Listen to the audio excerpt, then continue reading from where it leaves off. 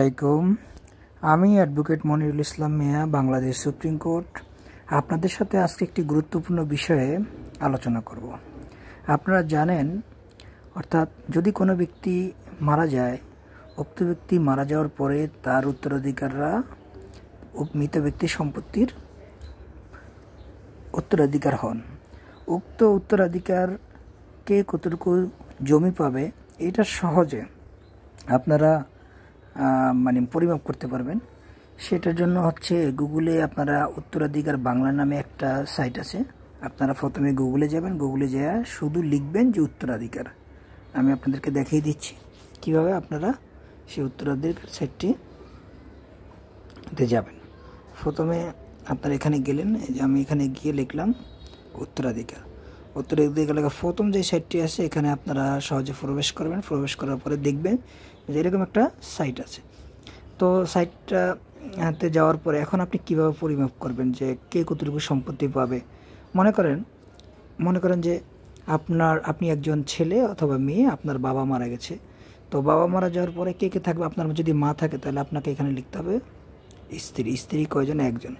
এখন আপনারা যদি দুই ভাই হন বা পুত্র, যে মারা গেছে তার যদি দুই পুত্র থাকে, আপনারা এখানে একের জায়গায় এখানে লিখলে যে 2, 3 হলে 3 অথবা 4 হলে 4। আমরা 4জন লিখি। এখন কন্যা, এখন আপনারা বোন কয়জন বা আপনার যে মারা গেছে তার কন্যা সন্তান কত, এখন আমরা লিখি 2 কন্যা। 2 কন্যার পরে এখন যদি দুটো জিনিস, এখন যদি যে মারা গেছে তার যদি পিতা অথবা মাতা থাকে তাহলে আপনাকে পিতার জায়গায় পিতা লিখতে হবে, মাতার জায়গায় মাতা লিখতে হবে। আর যদি না থাকে আপনাকে এখানে আনচেক করে দিতে হবে, আর এখানে চেক করে আপনি 1, 2 লিখতে পারবেন।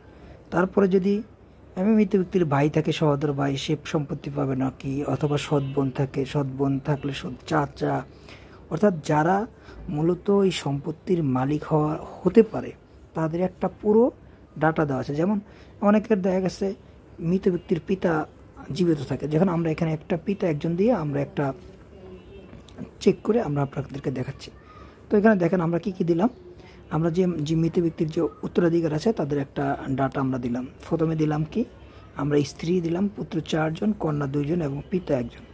এখন আমরা জমির পরিমাণ, এখন আমরা যদি কি সম্পত্তি, মৃত ব্যক্তির কী কী সম্পত্তি আছে সেটা যদি আমরা দিই, এখানে আমরা দিলাম যে 200% জমি, অর্থাৎ 2 একরের মতো।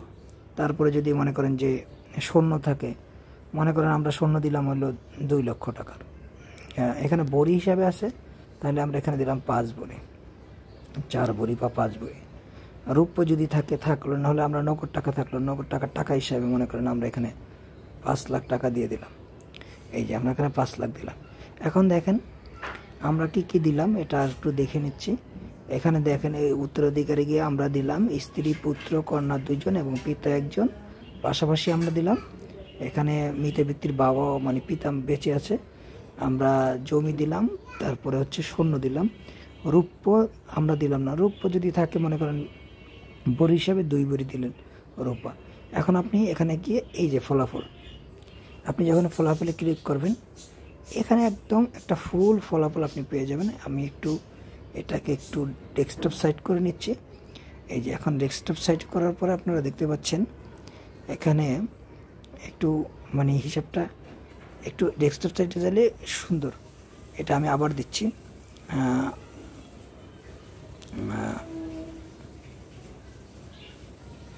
পিতা আছে, কন্যা আছে, আর এলো পুত্র আছে। পুত্র দিছিলাম 4